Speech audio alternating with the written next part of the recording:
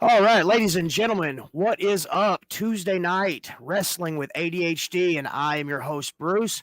I told y'all guys 2 weeks ago that I had a guest, a special guest, one of the first guys, actually the first wrestler to reach out and want to tell his story. So, without further ado, Mr. Trinity Williams or Morris, Trinity Williams, Trinity Morris.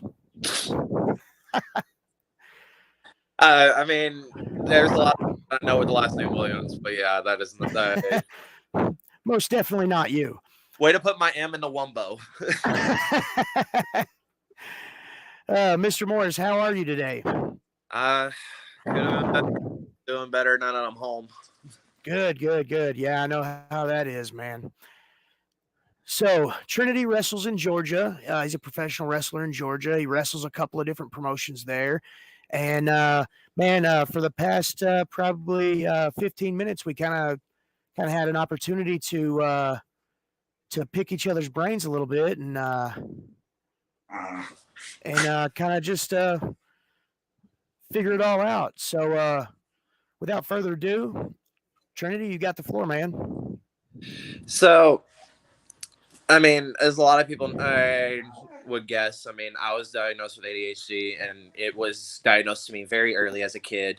Uh, I grew up with a very crazy family that turned into rivals somewhat, but with ADHD, it kind of, whether it was school when I was young or being with trying to fit in and everything, ADHD was hard. I kept, anytime I was looking out the window, I'd be gone for hours. Classwork, nothing. Any kind of friendship or anything, nothing. I would look out the window and just be in La La Land for ages.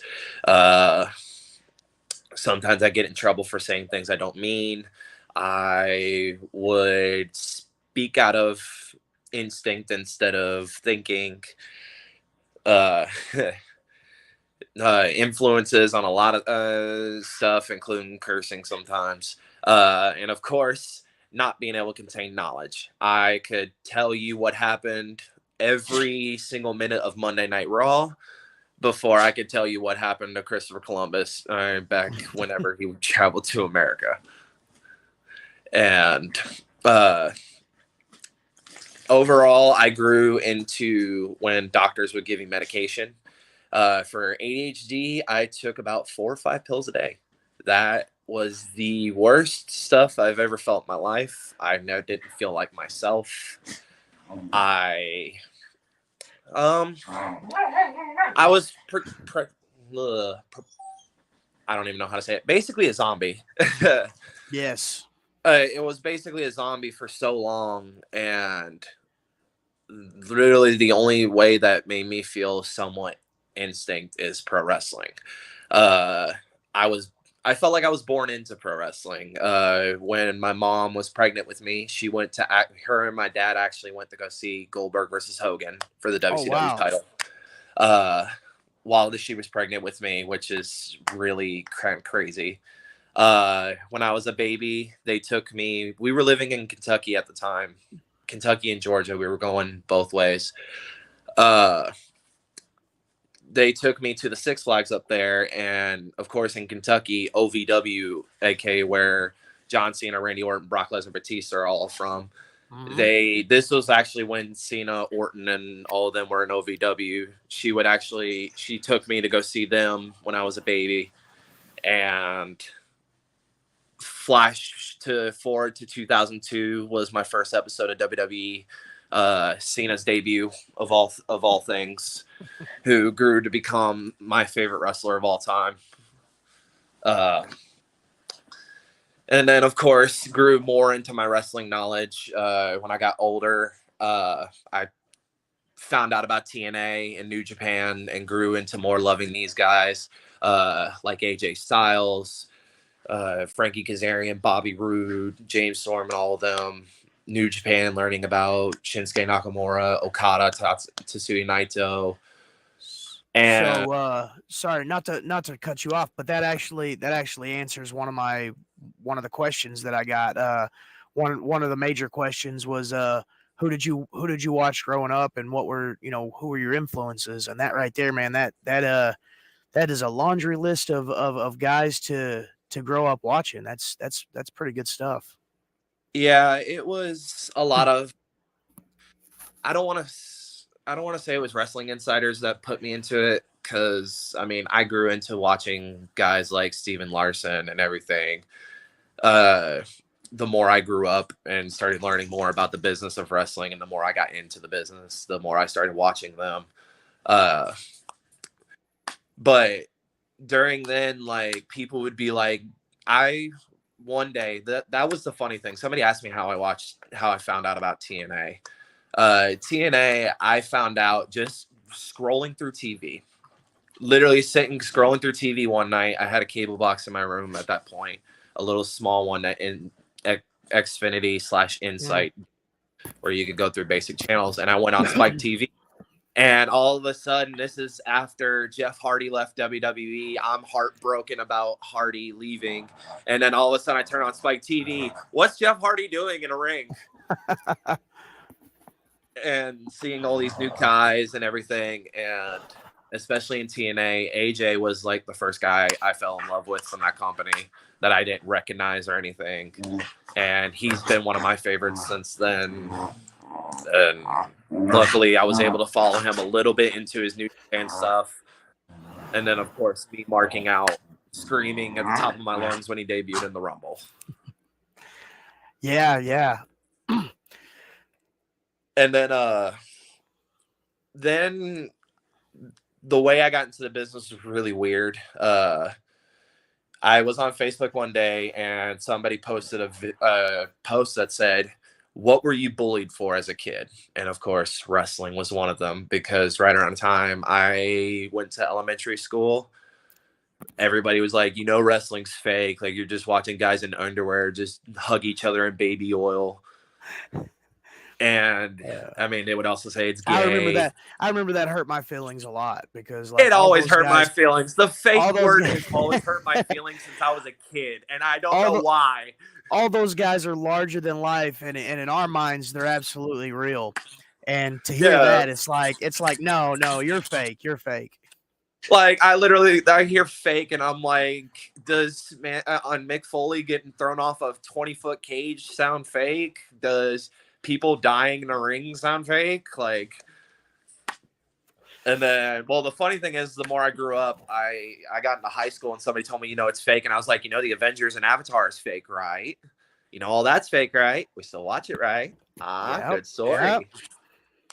Uh, and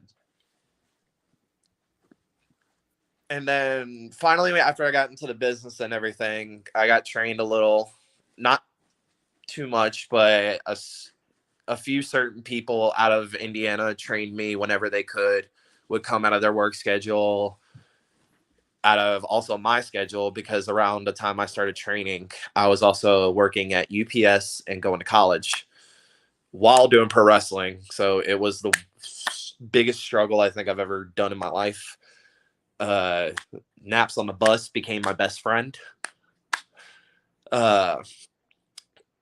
But then eventually bad things happened in Indiana and I moved on down here.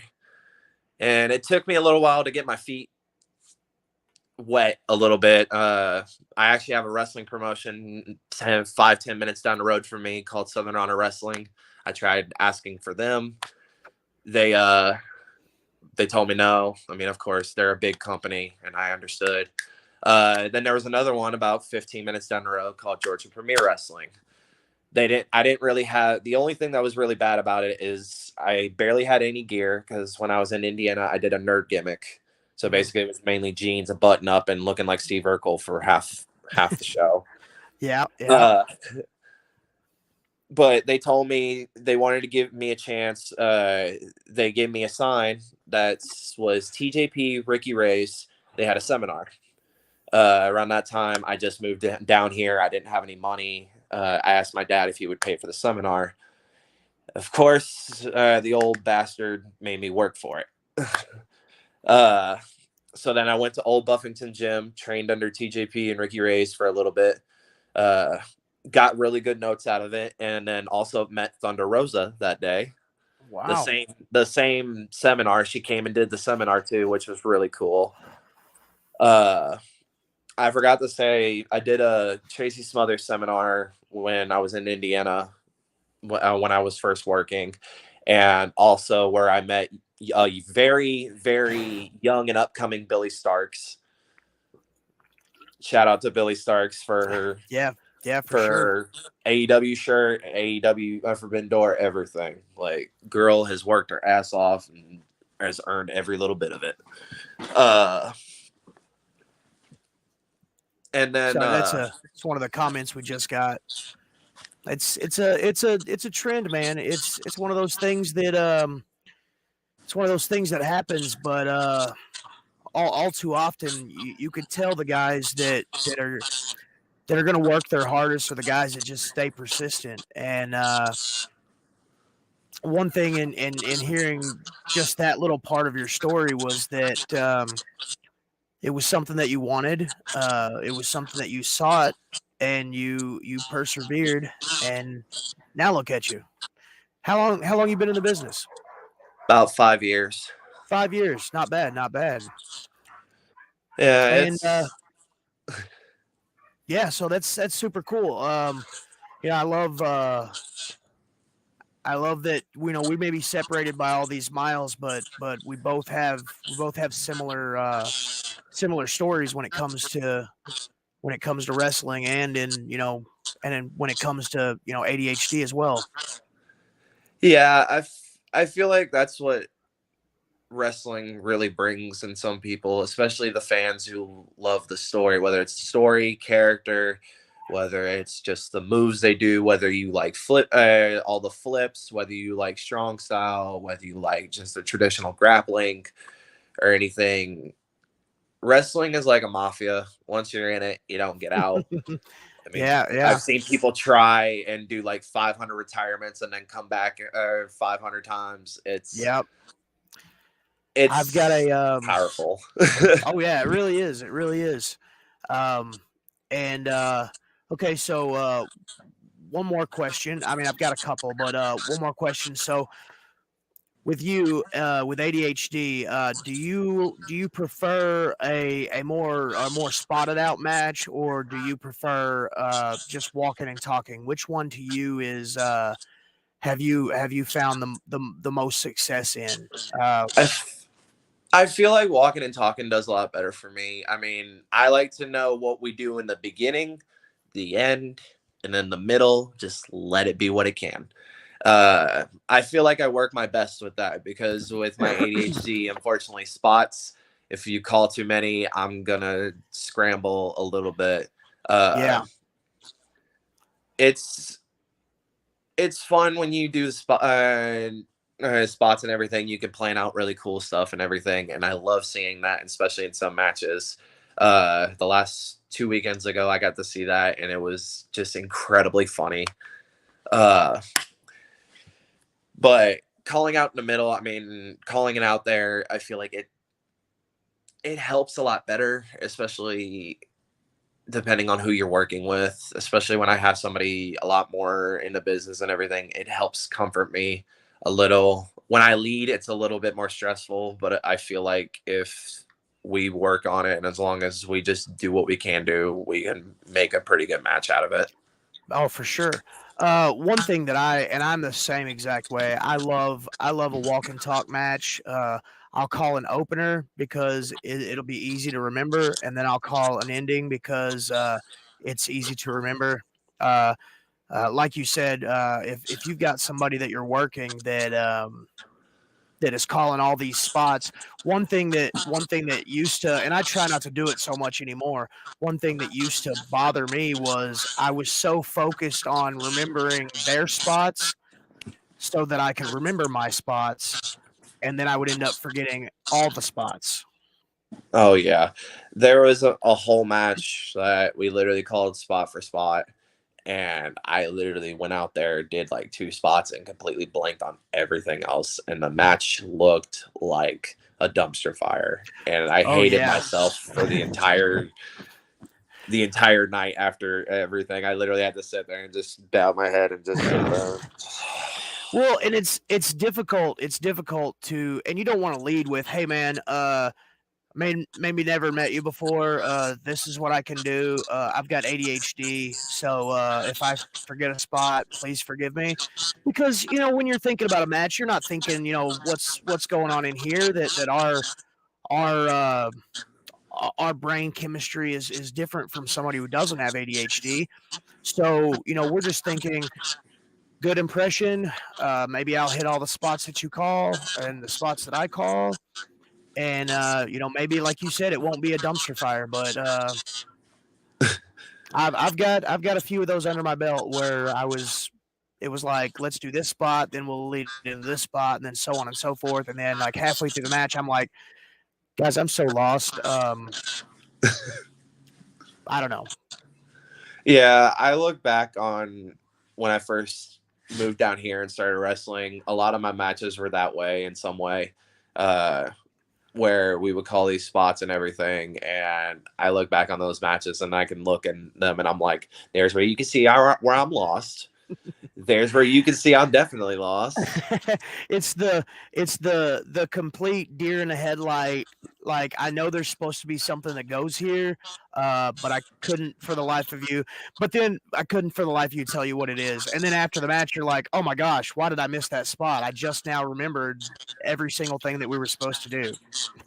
Yeah, there was that's happened to me before. I would literally freeze and hear the crowd and everything, and I just get too overhyped or excited. And I'm like, my energy starts balling up and I start getting more bouncy with it. And it takes advantage sometimes, but I feel like uh that's why I like doing the in the middle stuff. So I feel like it's called in the middle. We can do it as we go and we can make it look a lot more better. Yeah, for sure. For sure. Uh, hey, what's going on, clown? Glad to see that you've logged on to watch. That is a really good DJ, man. He does the sound for Memphis Wrestling, Championship Wrestling for Memphis. Ooh. Yeah, he does.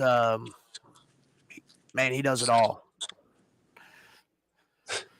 So it's cool Like to see. Draven's little comment wrestling. There's something for everyone. Yeah. I liken it. I liken it to ice cream, man. If you don't like one flavor, there's always 50 bajillion more that you could. That's what I tell my wife sometimes. She watches wrestling sometimes and with me, or sometimes feels like she's got to watch it with me, or she'll come to the show and she'll be like, "I don't like this guy," and I'm like, "That's okay. You got like 500 more that are sitting right here that are a lot more entertaining. If you don't like Yeah, this one." yeah. Um, so one of the comments questions here, I'll go ahead and put that up there. Does ADHD play a part in having stage fright? Oh, 100%.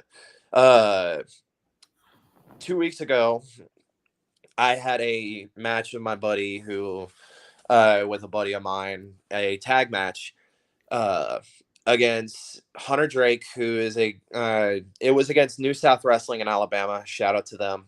It was New South versus our company, Renegade Championship Wrestling, uh, battle against brands and everything. And they told me I had a tag match with my buddy on our team, and it was against Hunter Drake, who is trained by Ricky Morton of all people, and Dylan McQueen, who has also been on AEW Dark. In his face, I can't remember which Dark Order member, but he's also been trained by QT Marshall and Cody Rhodes. Oh wow. And to me, I felt like that. To me, it was also the chance to represent our brand, but it was also, oh crap, I'm facing these big, kind of big names. So, Yeah. So yeah, Spencer, absolutely. Anybody that knows me, that's watching, that's around my area, I've learned over the years how to, I guess, how to put on a good mask and to the fans not really show that apprehension or nervousness, stage fright, so to speak. Um, you almost it's almost like you just have to rip the band-aid off and just do it, kind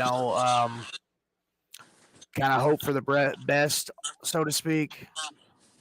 Same with promos. I mean, because I've done a few especially if you're making promos or whether you're out doing a promo in front of everybody, it does have a lot of pressure on you. I mean, when you have a camera in front of you and you're just making promos, you can redo that. The one in front of the crowd is there's no retake. You stutter.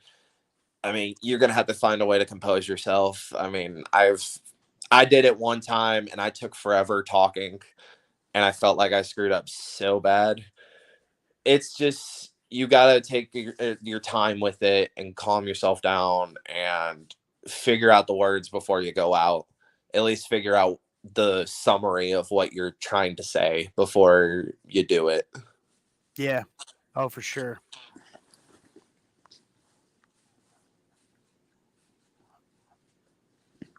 Bruce just bites people. That's that's a buddy of mine and tag partner at the moment. He's actually the guy that had the podcast and was like, "Hey, do do the podcast." You spoke of Indiana, wrestling up there. Like I understand, and I've wrestled a couple of places up north. The styles are night and day, um, in a lot of ways or in a lot of senses.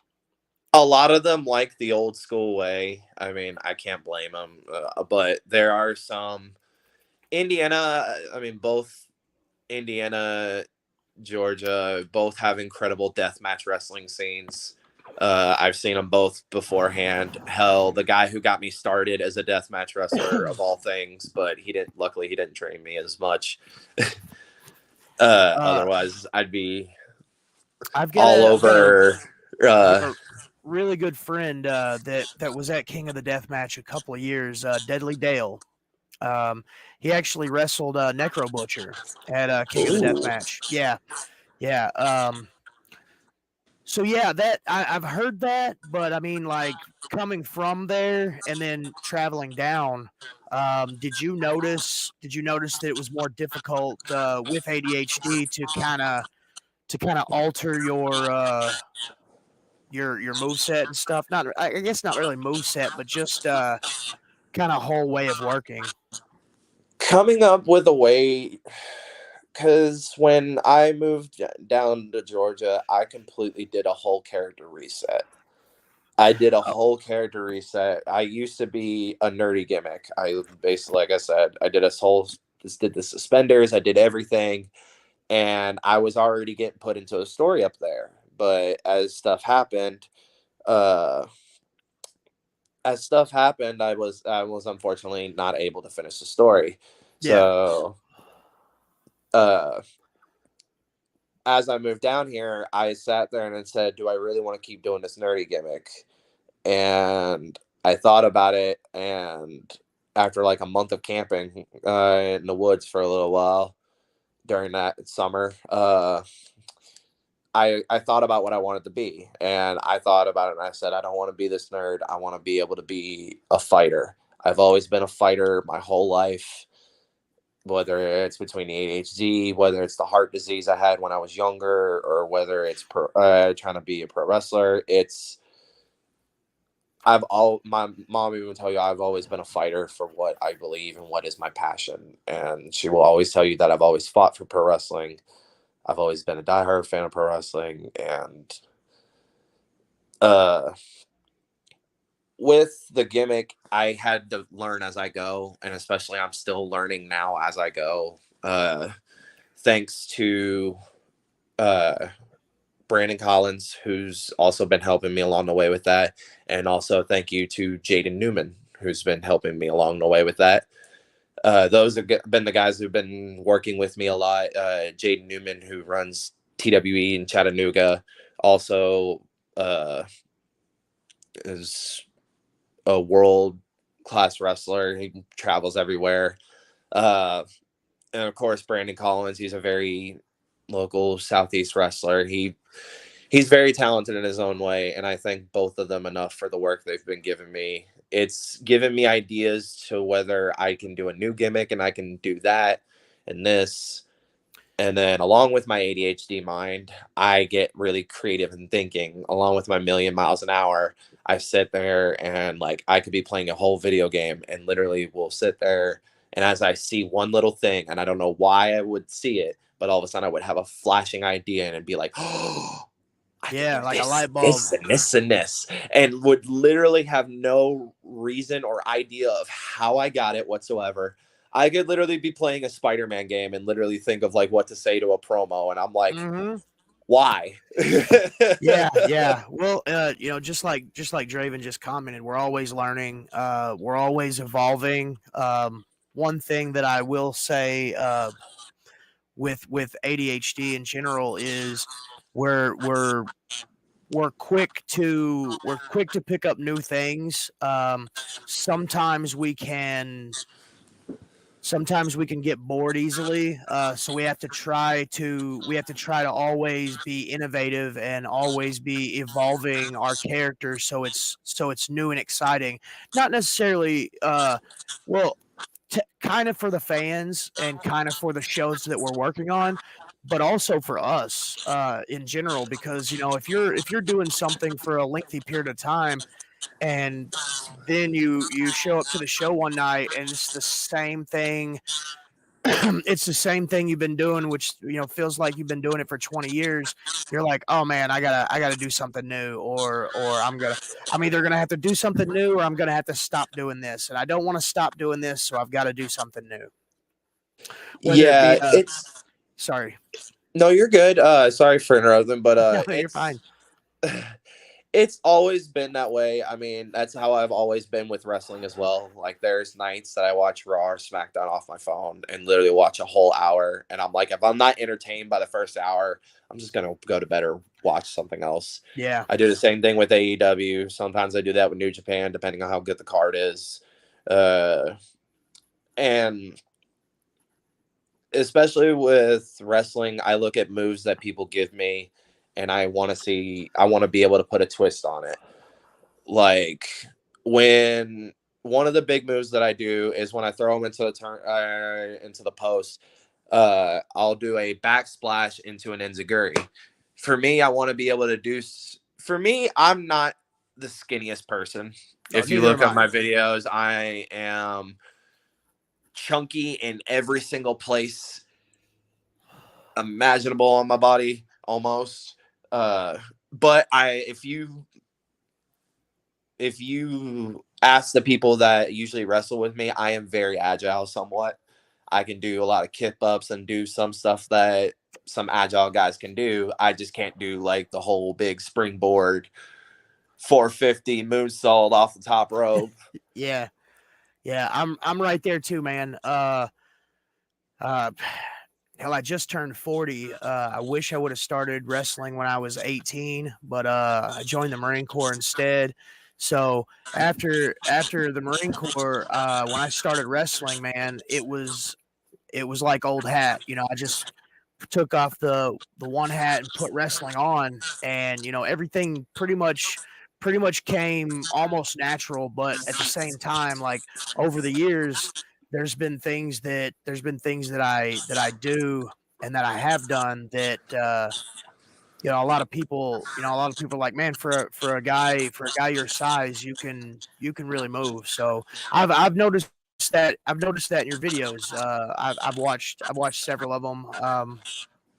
And so yeah, you're pretty agile, and I think that's super cool, man. Yeah, it's I like to they always say go old school, but I like to mix the old with the new. Like, Yeah, you can do stuff with Ricky Steamboat, but you can also do stuff that Kenny Omega or Adam Cole do. You can yeah, do some of that stuff. You can do the stuff that Hulk Hogan and Macho Man can do, but but if you can, I mean, at least every once in a while, do a little ricochet flip to make everybody go, "Whoa!" yeah. That way, the old school wrestling and the old school way of doing things. stays alive. It's the same thing. It's the same thing at the base of it, but then you just kind of add your own little flair to it, and I think that keeps wrestling new and keeps it exciting. Oh yeah. But with wrestling, I mean, you have to keep it exciting somewhat because somebody's gonna change the channel or see something new. I mean, like for instance, before you introduced me on the show, I was watching a wrestling clip. It's these two really big dudes in Austin, Texas, in a ring, and they start going back and forth and everything. Dude cuts them off and does a spear in the middle of the ring, and the corner of the ring collapse, Oh wow. broke straight in the middle of them, and I'm like. I was like, Jesus Christ. And then all of a sudden I heard somebody say, well, that's the opener for you. I said, that's the opener.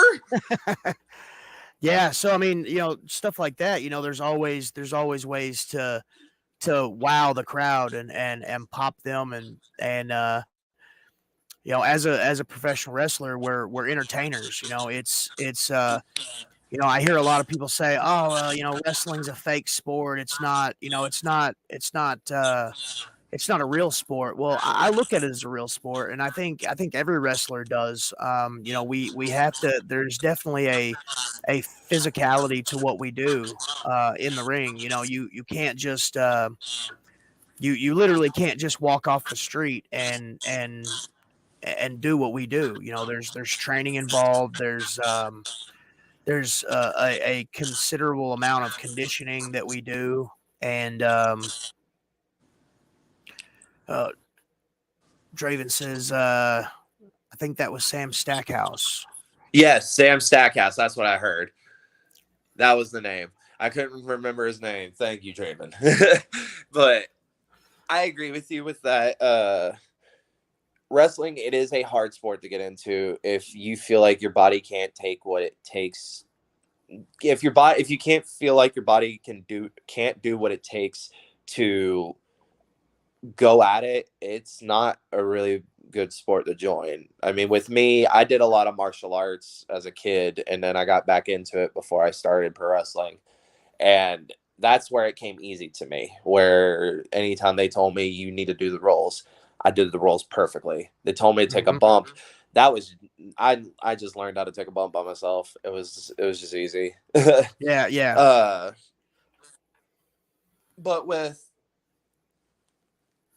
the training as well, I mean, there's a lot of days where if you feel like you are going to be complaining all day about your back, I mean, we all do it every now and then, but feel like you're going to be miserable about your back hurting every morning, or you feel like your body's going to be hurting every morning, it's not really the sport to do. I mean, there's a lot of stuff you can do outside of wrestling as well. Like, for instance, we have an announcer who actually started doing pro wrestling around and actually started training around the time that I joined RCW.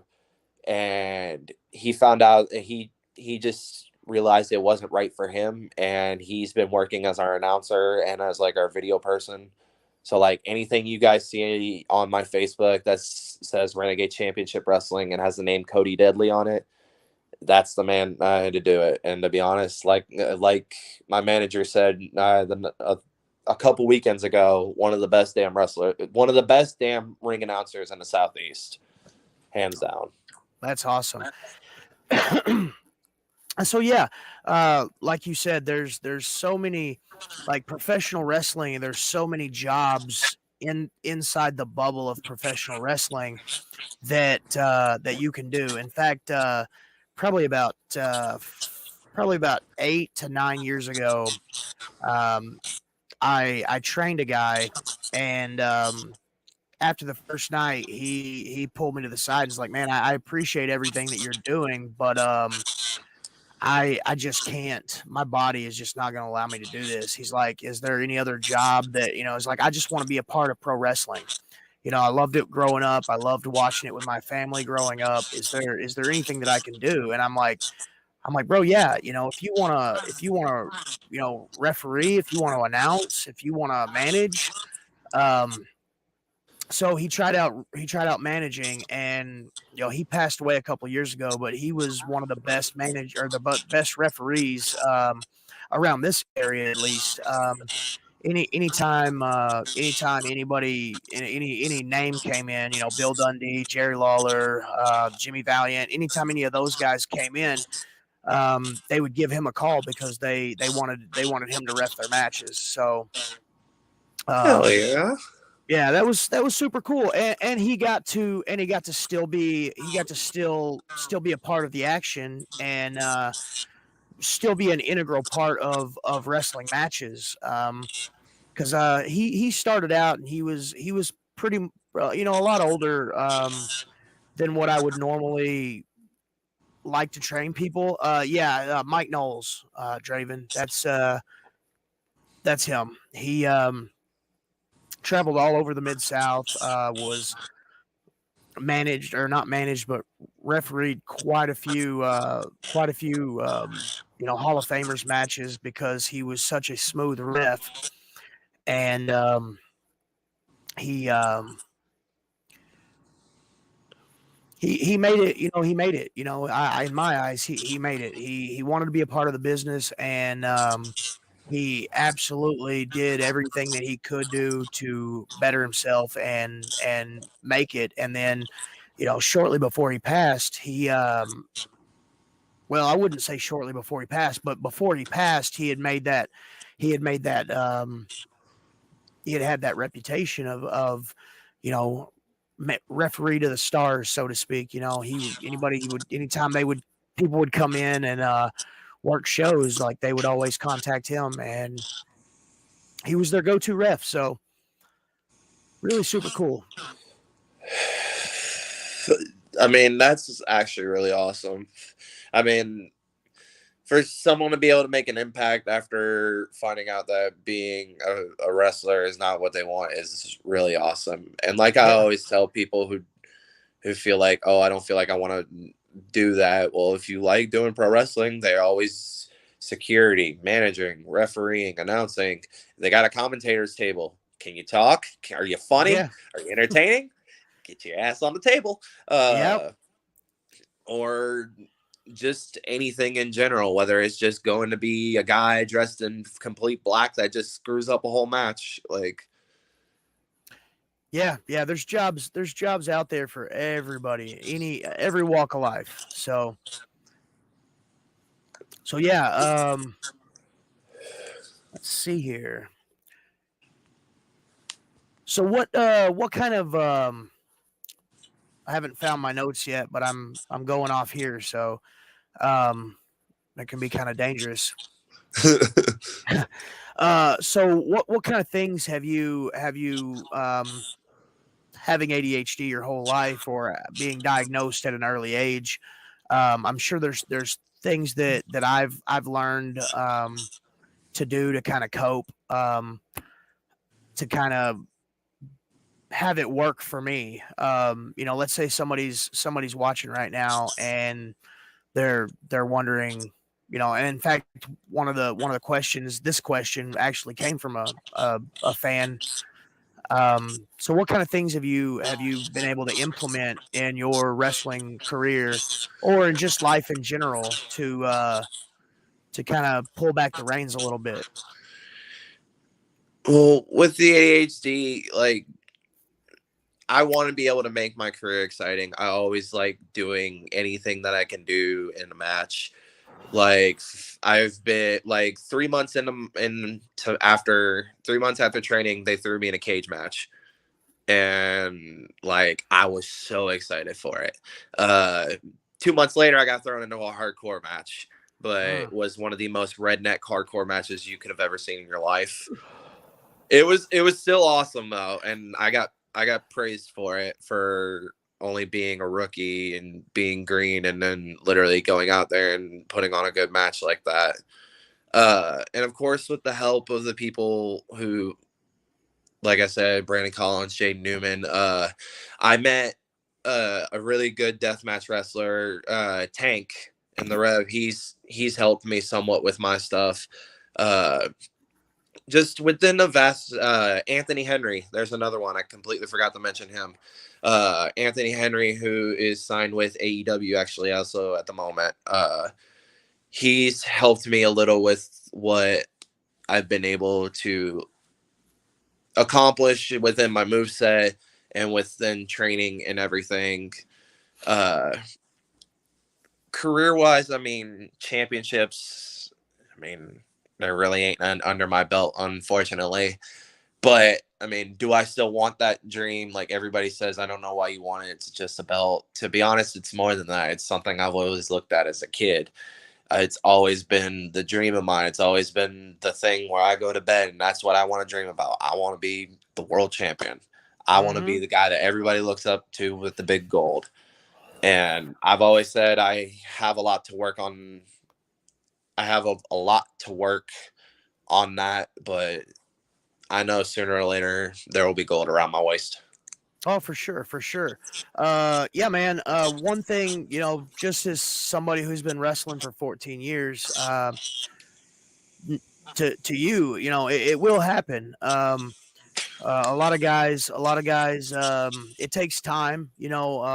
Once a company recognizes that you're a go-to guy and that you can hold your own, that's really a lot that goes into it. So that's two big parts of it. As long as you're always there to do your thing, and you're always there to put on a good show. As long as you're entertaining, that's a big part of it. And I know with me, like championship belts. Yeah, it's cool, and you can be the guy, but it's almost like in my head, I'm thinking, okay, well, if I think I'm doing a shit job, these people over here, they've obviously recognized something in me, and that's to me, that's like a gold star by my name. You know what I'm saying? It makes me feel good to know that people think highly of me, even if I think I'm a screw up 90% of the time. Oh yeah. I mean, for a while I've always had my dumpster fire matches, or I've had matches I've looked at and was like, I could have done better for. But that's why I always look for people who can help me in the locker room, who would look at my match and everything and tell me how I did. And lately I have been getting praised. I've been on a roll lately, surprisingly. I haven't screwed up yet. But and it's kind of also with that ADHD, you also feel like you have that pressure. You're doing good. You feel like you're on a roll. You don't want to screw it up, but yet Yeah, it's there. It's a and million miles an hour of trying to feel like, what can I do to make this better? What can I do to make this better? What can I do to do this better? And like I said, with the people in the locker room, it's really helped me with whether it's getting whether it's helping the trainees, and they also help me at time. Uh, like for instance, one of my buddies who trains with me by the name of Damian Bradshaw, like there's times me and him will just sit there and go back and forth and just text all day long and be just literally go off of ideas and everything Mhm. and think like, oh, what would you think if this happened, or what would you think this would happen?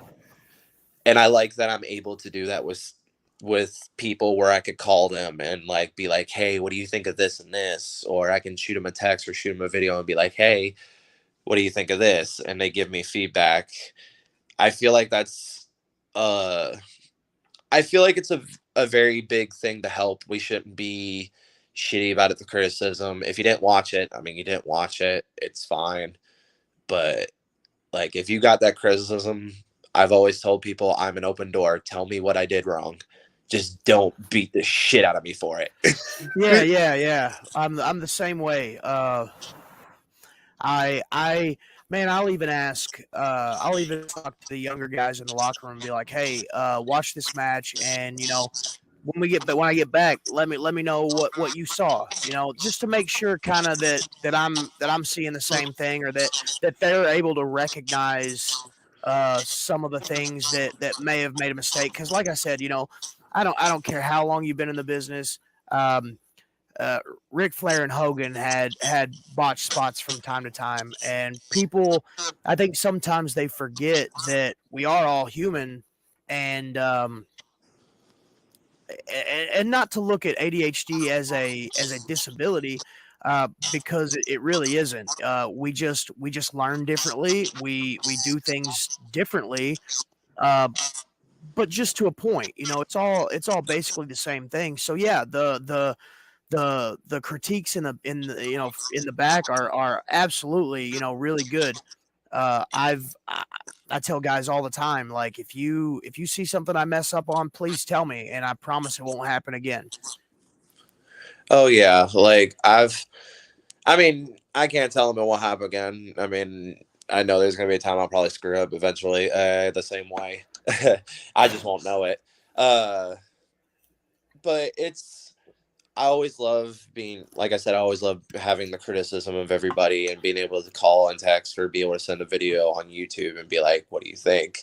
Yeah, With the trainees, I like being able to help them along the same way. It's a lot of them like to take and listen. I mean, a lot of them I tell them I don't have that much information, but to be honest, you have a whole locker room that is willing to put on knowledge and everything to be able to when I got to be able to meet Tank and everything, I sat there and listened to him and heard his stories, whether it was deathmatch or whether it was regular wrestling.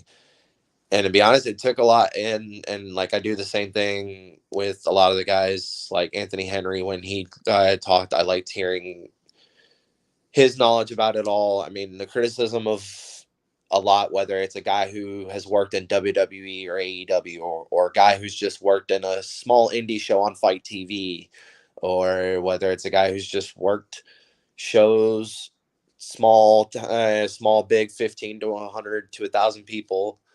I mean, the criticism is good whether you get them. It's just how you take it. Like I've always heard, it's how you take it. You can take it one way and say, "Nah, fuck this guy," or you can take it and like learn with it and try something new with it. And especially with me having to learn different, I have to think about it a little bit before. I had to think about it a little bit before I can fully develop what they were saying. Like a lot of my a lot of my YouTube matches are the highlights. I look at stuff that they see in there, and after looking it over, and I'm like, oh, I see what you mean. Okay, and there are sometimes you still will see me catch the mistake, whether it's me turning the wrong way, or whether it's I mess up a spot by accident, or whether it's doing something. I'm not trying to mess up the spot, but I know when it happens, and after like a few seconds of taking it all in, that's when my head finally pops in, and I'm like, oh, I'm in deep shit. yeah. Man, I'm the same. I'm exact same way. And what's weird is, like, there's some guys that may not realize it until after they do it, or after the match is over and they watch it back, or somebody says, "Hey man, you kind of botched that spot right there." Uh, one thing that I try to do is, like, well, one thing that I've realized that I do is, man, the second that I mess up, it's like boom, hey man, why did you do that? Why would you do this way when you should have went and done it that way? And what used to get me in trouble with my vets is, when they were critiquing and they would ask me something like, you were entirely too close for that spot. Why did you go ahead and go through it? And uh, it was one of those things where, like, because that was the spot. I had to get the spot in. That was the spot that was called in the back. So regardless of where I was positioned at, I was going to do it, because in my train of thought, I got to get through this spot to make it to that spot. And it's just when I was younger, a lot of the vets that I was around were just like, just shut up and take the ass chewing and realize you messed up. But I was like, okay, I get that, but I want to kind of explain myself. And they're like, we don't need you to explain. Just don't mess the spot up again, or don't do that part again. And then in my head, I'm beating myself up like, man, like I just want to tell you that um in the list of things that we were supposed to do when somebody called the spot, regardless of where I was at, I was going to do the spot because that was the spot that was called for me to do.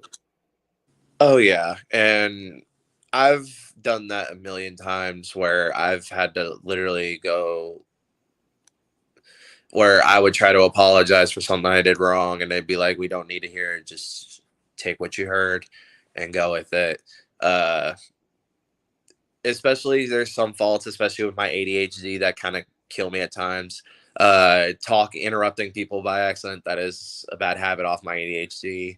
My brain processes it and it wants to immediately speak it out sometimes. Yes, yes. I I've done it where people would critique me about like a spot and tell me you did this really good, and I'd be so happy and I'm so energetic. I'm like, thank you, that was actually really cool, and keep going. Or if I fucked up, I would make an excuse by uh I've learned to back off the excuse of that. I've just gone to where if I feel like I've messed up, I would literally look at him and be like, "Bro, I'm sorry for messing up." And usually if someone down here sees like you messed up or you did something wrong to them by accident or you hurt them by accident, they will let you know. It's just not going to be like a, "Hey, you fucked up." No, it's going to be a fucking ass chewing in the middle of the ring. Yeah, yeah. And especially with that, I definitely know, especially with some of the people, I definitely know when that's happened, because there's been some times I've taken some stiff blows and I'm like, I feel like I've deserved that. Yeah. Yep, yep. I had a Uh dude clothesline me, and I had a dude clothesline me, and it literally or knocked me silly. And I literally, after I hit the ground and I looked up, I said, I deserve that. I'm sorry. yeah, yeah. Hey, and like you said, man, I'm really surprised that I was able to let you get through what you were saying, and so I'm that's a star by my name. I'm excited for that. So yeah, we didn't step on each other too much. Oh yeah, I mean, an ADHD podcast, it's gonna be a little bit of stepping, but hopefully not too damn much. No, no, and I'm actually like with this, I really want to embrace the not really silliness of it, but I want to embrace the our little quirks and our usness. You know what I'm saying? So Oh yeah, with like we were saying before all this started, ADHD is a blessing and a curse. Sometimes you have your bad moments, sometimes you have your good moments. Good moments, I have some killer ass reflexes. yeah, Like I'm a huge Spider-Man person, so I call him my Spidey sense just for fun, shits and giggles. Uh, that like sometimes I can read minds without even thinking it. Uh, I can easily predict a story sometimes, like with wrestling. Uh, Especially with wrestling, I try to predict the story sometimes as I go. mm-hmm, I'll watch a story, and if I mess up with it, I'm like, all right, they're gonna do this and this and this. yeah, Like for yeah, instance, I've been basically predicting the whole Roman story as it goes and everything. I'd be hearing the rumors and everything, and I'm like, okay, so let's see what would happen if this, and this. Or I would even book my own version of how I would do it. yeah. And the cool thing about that is like, man, it's like I'm a little bit older, so I call it my matrix sense. Ma- Ooh. so so it's kind of movie like where you see something like that and our brains project the different scenarios that could come from each thing, and from there that's like, okay, well, if he does this, this is going to happen, and if he does that, after that happens, then this is gonna happen. And then like when you see it, you're like, oh, I called it. I fucking called it. That's how I always am. Like literally, I would do this with my buddies when I lived with them. My championships, my replicas are in there. When I used to live in Kentucky, I would play with my buddies, and I would sit there, and I have 5 replica belts at the time. I only have 2 now. Both of them are spinner belts. Uh, Sweet, sweet. One of them has a story, and that one's actually one of the last things I owned in Kentucky that I have now. Everything else is literally brand new shit. Mm. But at the time, I literally would put the championships on the line and be like, if you can predict the pay-per-view better than I can, I will let you hold it until the next one when I beat you. There Heck would be yeah. times they wouldn't beat me for like a year. I'd go a whole year just predicting, and literally they would be sitting there, and be like, "This is bullshit," and I'm sitting there on the mic going, "Let's fucking go! 3 out of 3." Heck yeah. My kids, man, they hate watching pay-per-views with me because like I'm like, uh, I know exactly what's going to happen on this match. And I kind of hate it though because like once I became a wrestler, I have to really force myself to watch wrestling as a fan. I am a huge fan of wrestling, but I have to really force myself to kind of watch it as a fan instead of like a wrestler, instead of like trying to analyze everything that's going on, looking for the wrestler's tails, looking for the move that's coming next. You see a match and you see like, oh, he just body slammed him and he's working up. This is the move he's gonna do next. Um, so really analytical like that, where I have to kind of focus to watch it as a fan. But For me, watching it as a fan is not a problem at all. I'm probably one of the biggest marks you'll ever meet in the wrestling business. There will be times that if I order a pay per view and it's on, like for instance, September 2nd is my birthday. Payback is also the same day. So oh, is right on. Collision and everything else. Like I wrestled when CM Punk returned to Collision, and literally right before my match, I was watching Punk come out. It was the funniest. Like they get on me sometimes, and like some of them don't even want to watch it because they have a DVR, and they're like, "No spoilers," and so I'm literally having to sit there in the corner, like in phone in my face, literally watching the show, and then I'll walk outside, and literally, one of the refs we have will be sitting there with his phone watching it too, and so we'll just sit there and just start watching it back and forth on each other's phones, while we're sitting there and waiting for our stuff. And then all of a sudden I get to a spot in the show where all of a sudden I'm like, "Ooh, this is happening," and all of a sudden they're like, "Trinity, you're up next," and I'm like, "Son of a bitch!" It's being able to be a fan with it is very much fun, especially what I picked for myself. My plan for how I do it is I have 5 wrestlers that I would sit there, and those are the people that I would analyze their matches. I pick Adam Cole, Bryan Danielson, Kazuchika Okada. Who else did I pick? Rob Van Dam and CM Punk. I picked those 5, and I said any matches that I watch of theirs has to be analyzed. Everything else is fan. I can watch everything else as a fan and mark out to as much as I want. Everything else, any of those names have to be watched. Like that's why I liked Forbidden Door this year, the double main event with Ospreay and Omega and Okada and Danielson. I literally got to enjoy Omega and Ospreay as a fan, like I did with Wrestle Kingdom, and then literally got to analyze Okada versus Danielson, and it was just epic. It was amazing. That's super cool.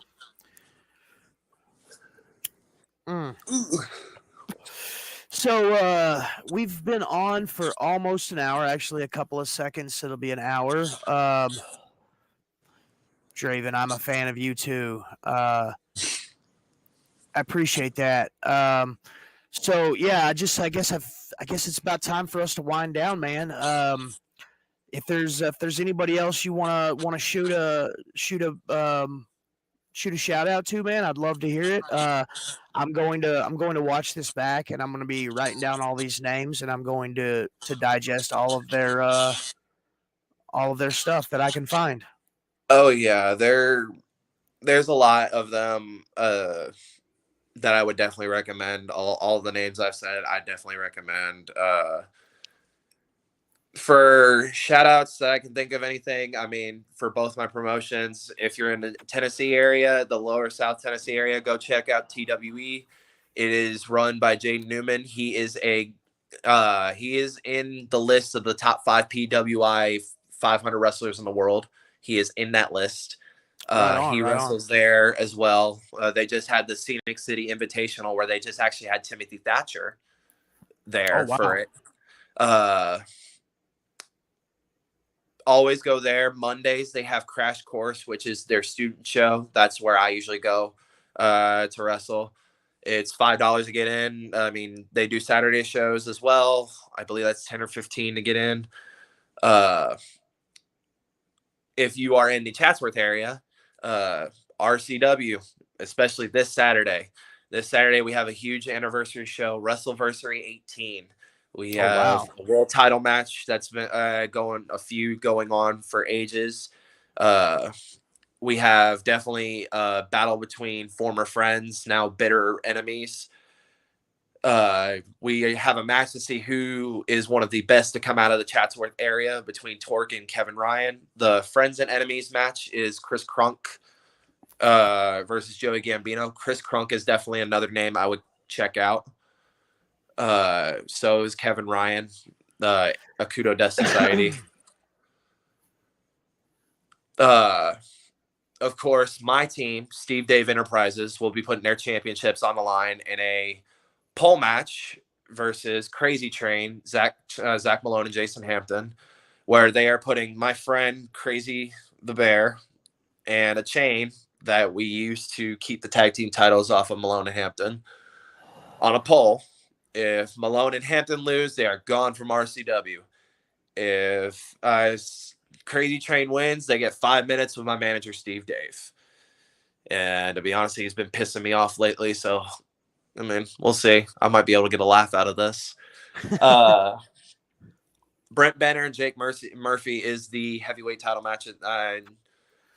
Uh, Definitely, if you want to check out any of those shows, look them up on Facebook. I believe TWE's on Twitter and Instagram, I believe.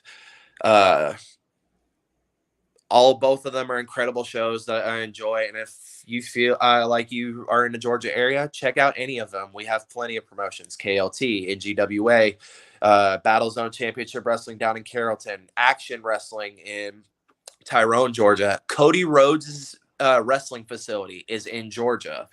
You get Jake the Snake Roberts helps book Southern Honor Wrestling. So if you want to see that, they do a lot of people, like when 2019 Southern Honor had Kenny Omega, Jericho, Cody, and all of them before Double or Nothing. You can check them out. And of course, like I always say, support indie wrestling. And of course, anybody with ADHD out there, like, embrace the ADHD. Don't think it's a curse. It can be a curse at times. Just don't make it. Don't make it the full on curse. Make it a blessing. Embrace some of them. See what you can do. There's some. You could have spidey sense like me. You could have plenty of different quirks and different kind of mess ups, but it's what makes us us. And especially if you want to Absolutely. try the pro wrestling, definitely get into it if you can. Find the nearest school, get the biggest help you can from the best. Whether you're in Arkansas, hell, he's there. If you go to Tennessee, there's plenty of schools there. Georgia, we have a WWE Superstars facility. Florida, I mean, there's plenty of places to go there. Oh, for sure. Anywhere has a wrestling facility almost. There's no state that I know that doesn't have a wrestling school, or at Yeah. least someone that can at least take the time to work with you and learn from all of them. Listen. And of course, the biggest advice I always get, especially as an ADHD motherfucker, if you don't think you're slowing down enough, slow the fuck down. That's right. That's right. Yeah, and I'll just go ahead and put my 2 cents in.